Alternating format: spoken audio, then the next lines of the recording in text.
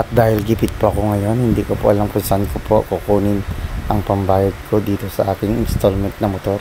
So naisipan ko pong galawin itong aking bare-bariyang naipon, guys. So ayan po yung mga naipon kong bare-bariya. So magbibilang po ako. So ito na po yung nabilang ko, guys. 2,270 po yan. Yan po yung monthly na binabayaran ko. So andito na po tayo sa Yamaha Motorline. Magbabayad na po tayo, guys. So ayan, guys, nire-resibuhan na po tayo. Kung nakikita nyo, guys, yung plastic na kulay blue, yan po yung mga bare-bari ang pambayad ko. So ayan, guys, binibilang na po niya.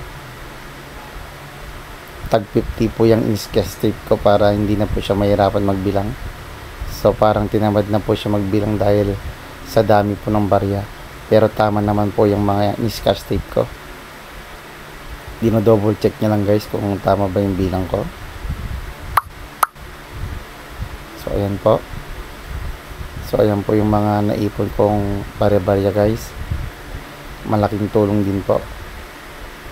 Para pag nagipit ka, pwede mo po siyang hugutin. Ayan.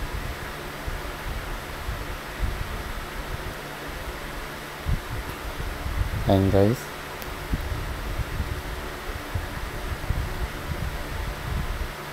So malaking tulong po para sa akin itong mga bariyang naipon ko, guys.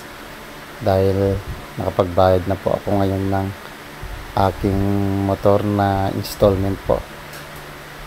2,270 po lahat yan. Yan po yung monthly na binabayaran ko, guys.